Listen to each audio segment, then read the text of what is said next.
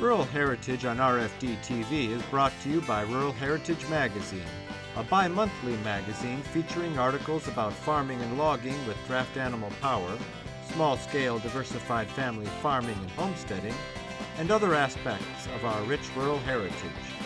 Rural Heritage Magazine, borrowing from yesterday to do the work of today. For subscription information, please call 319-362-3027 or order online at www.ruralheritage.com. Hi, I'm Joe Mishka, welcoming you to another episode of Rural Heritage TV. Last fall, I was at the Kalona horse sale when a man came up to me and asked if I'd ever been to the Kalona Historic Village. Well, I hadn't, so I asked him where it was, and I stopped there on my way home. I was glad I did. I've brought you 3 episodes now from that place, 2 of them on the Village Museum buildings and the artifacts inside, 1 of them on the Mennonite Museum that's there, and now a 4th one on the amazing collection of quilts they have at that museum. I think you will enjoy seeing them all. So we actually started our quilt collection.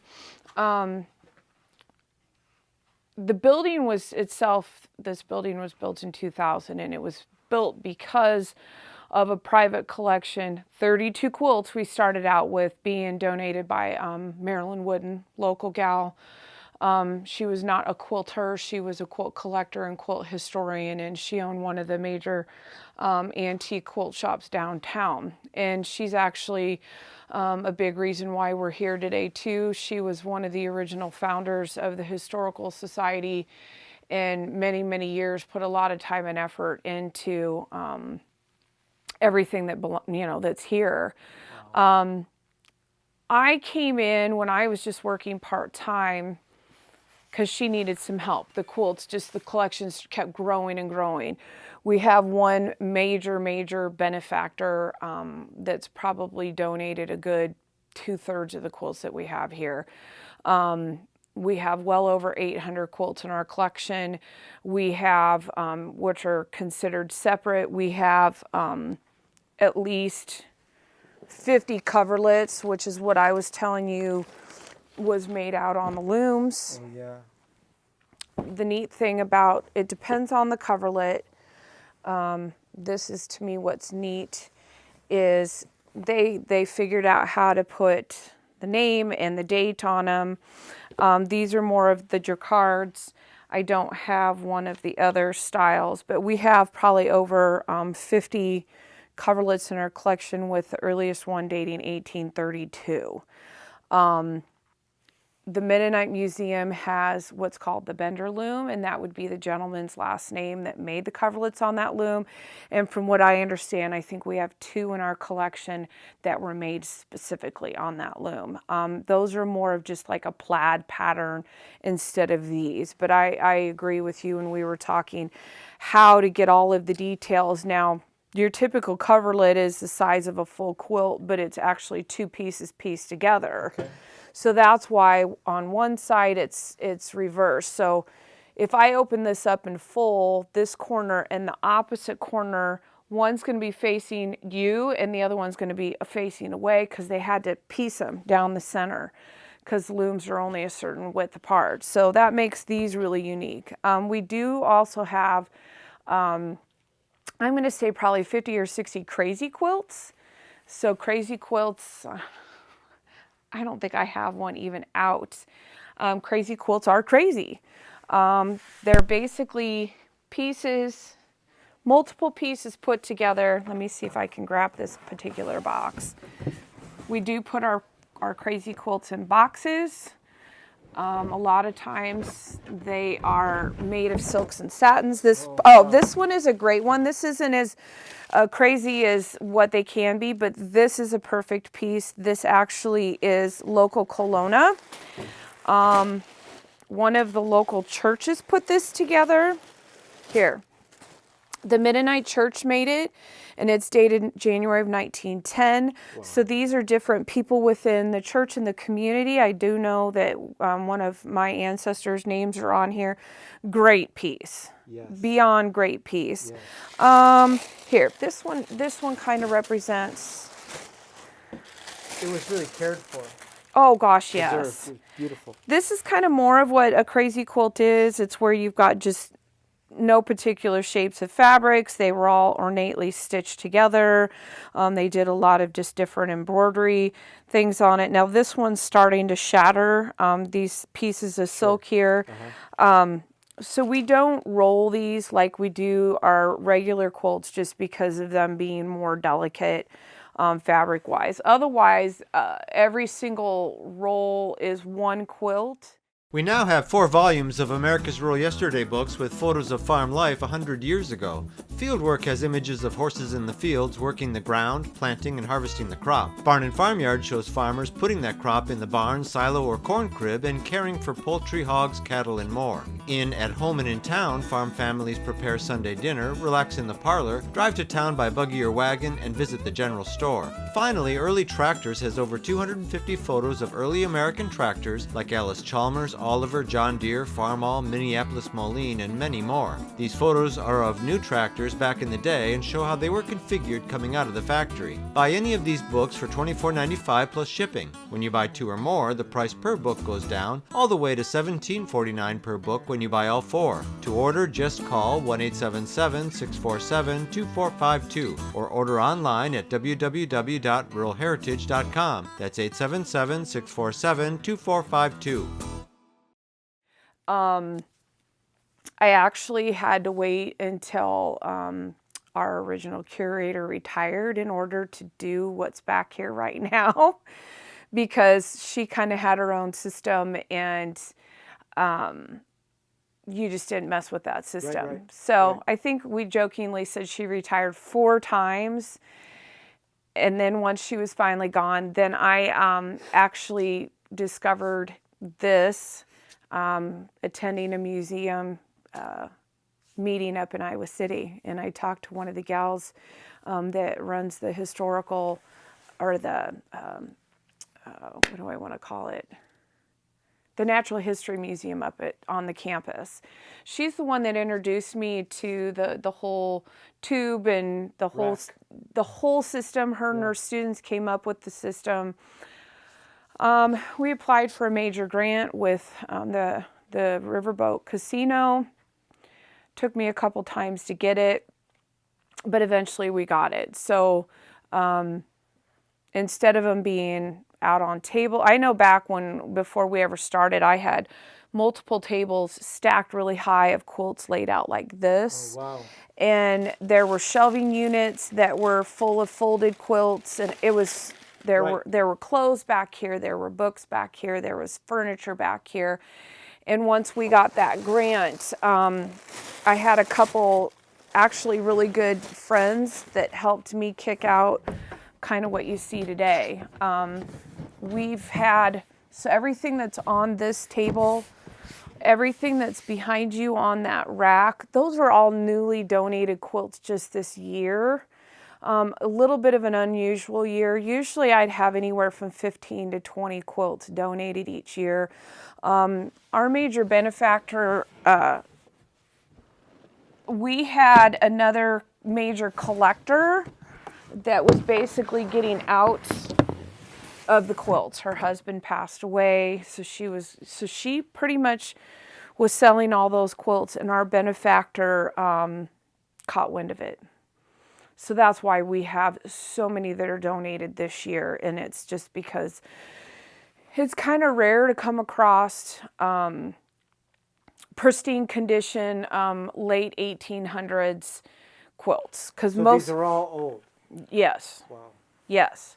I would have a handful, and they are a particular quilter, and her quilts date probably more of like the 80s, 90s, early 2000s. I have some of those, but otherwise probably the latest on a lot of what we have here, like the 50s, 1950s. Just actually clear to the bottom of this is a collection that we had up all of last year, feed sack quilts. So ended up keeping pretty much everything that the gentleman had on display here, which was about 18 quilted quilts, and I think I took 25 toppers, so unfinished quilts, all made of feed sack materials.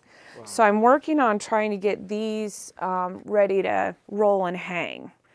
So you're preserving them. Yes. You're indexing them. Yes. They're here for posterity, and you've got records of their provenance and to the best of our knowledge. Sure, but they're not displayed. Do they rotate out? Yep. Wow. Yep. So we do rotate them out here. Really? So what you're seeing right here will be up for maybe another couple weeks. And then I will shift this out to a holiday display. So this will be changed out. The Amish quilts that we have, I usually change that display out a couple times a year. So you've still got a lot of quilts, but they, still will rest for a period of time, like the crazy quilts or the coverlets. I really only probably do a crazy quilt exhibit maybe once every 5 years. Okay. Coverlets, kind of the same concept, but it depends on the theme. Now, actually, some of these quilts in this particular exhibit aren't even ours. There's 5 of them in here that came from the State Historical Society in Des Moines because of the theme that we were running in here. Sure. Well, I was wondering that, do you loan your quilts out to different museums? The last time that we actually loaned our quilts out was back when our old curator was here and the Grout Museum borrowed, it was either a red and green, I think it was a red and green collection. They did a show. That's in Waterloo? Yeah, but they don't even display their quilts anymore. They lost their curator that was kind of the expert on quilts. Now the 4 in the middle here, starting with this blue and white one going to the other blue one, those 4 quilts were made by Dr. Jeanette Throckmorton. She was one of the first female doctors in the state of Iowa. So not only was she a doctor, she was a wonderful quilter. So those 4 quilts are hers. 3 of them are a part of our own private collection here. But they date about the 1940s, and one thing with her is she always put her name and dates on all of her quilts somewhere in some fashion. That's handy. But she always made quilts for close friends, wedding gifts, neighbors. And we have more than just the 3. The 3 are just what we had on display, but I'm just, that's a pretty big deal when you can get pieces like that. Absolutely. Yeah. But we have a lot that, I'm going to say a lot of our, see that red and green is from the state, but ours are in better shape. Sure. But a lot of our red and greens that you saw in that stack are going to be probably mid-1800s. Wow. So that's what a lot of people don't realize when they come into these galleries. They don't realize what's hiding behind that door. Right. But it's and to be honest, I knew nothing about quilts, didn't have a thought of quilts until I started working with Marilyn Wooden, who was our retired curator. Started learning patterns, started taking an appreciation for them, helped her with the displays, and then when she retired, so it's kind of like I want people to leave this alone. This is the one thing that is my baby, and I don't know, I'm pretty protective of them and stuff, but... Well, they're such a personal thing. It is. I mean, each one of these quilts, I'm sure, tells a story. Yes. Of relationships, of families, of experiences. And the hard thing is there are a lot of them that we don't know anything about. So that's where we get a lot of visitors that come in, and when they see them, they're like, oh, I've got my grandma's quilt. Is it documented? Have you documented? And they're like, well, what do you mean? And it's like, you're sitting here telling me about your grandma and you're telling me about her quilts and stuff. Do you have just a little piece of paper on the back of every quilt that just gives that little story? Because they said in today's day and age, kids, they don't want any of this stuff. They don't care about this quilt. But if they had a story and knew that it came from their great-great-grandmother, then they'd be maybe more apt. Because they said that's the hard thing with a lot of them. We don't have the stories on them. Yeah. But they're wonderful because everything that we have in our collection are hand-quilted quilts. So they're not machine ones. Right. If you enjoy watching our programs about draft horse farming, plow days, harvest fairs, wagon trains, or horse logging, you'll be interested to learn we've taken some of our best shows and put them on a series of compilation DVDs. Each DVD has at least 4 full episodes of similar themes with a dozen titles to choose from. There's Draft Animal Farming, Volumes 1 and 2, Heritage Festivals, Volumes 1 through 3, horse logging, wagon trains, and much more. They cost $29.95 each, or 2 for $49.95, 3 for $59.95, or as low as $13.99 each when you order 5 or more. Ask for a catalog or place your order by calling 1-877-647-2452 or visit our bookstore at ruralheritage.com. That's 1-877-647-2452 or Rural Heritage. So let me take you and show you the Amish ones, because to me the Amish ones are just a completely different feel, a different, you know.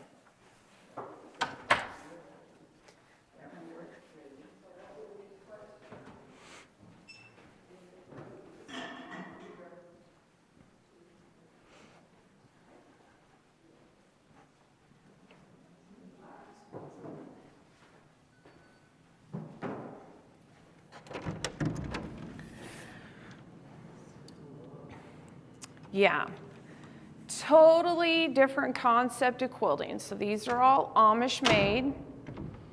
Personally, this is my favorite room. I think you get a different feel when you come in here. You actually... It's richer, they're deeper. Mysterious even, because of the darker colors. But of course, you're going to come around the room and you're going to see this stark white one with blue on it. There are some Amish groups that are allowed to make quilts with the lighter colored backgrounds. There's not a lot of detailed history on them. They're called summertime quilts. They'll pull them out in the summertime months. But otherwise, I just love the darker quilts. You think of how these ladies live. They can't express themselves. They don't, they don't wear anything fancy. And look at the quilts. Look at the way they combine these darker colors and make things pop.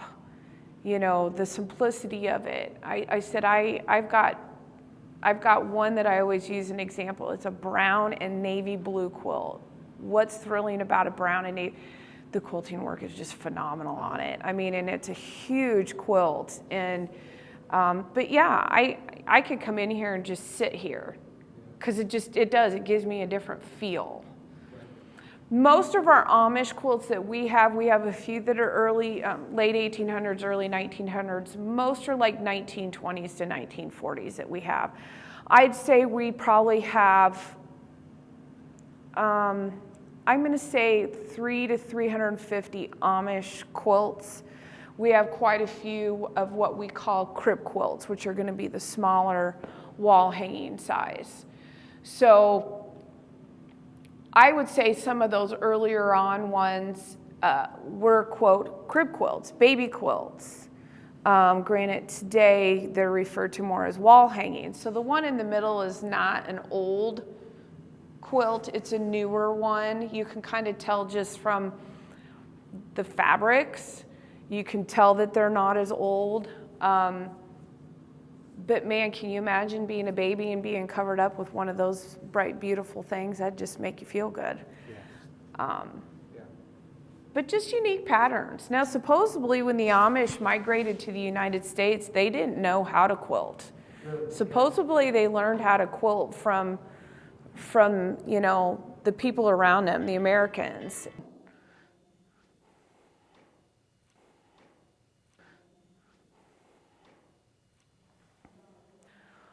And a lot of the patterns, you know, are typical patterns, but to me, they have a lot of patterns that are patterns of their own. Now, too, one thing, you know, the Amish today, so we've got a treadle sewing machine in here. Every Amish family is going to have a treadle sewing machine in their home that they still use, that the girls learn how to sew on, because the women do make all of their own clothes.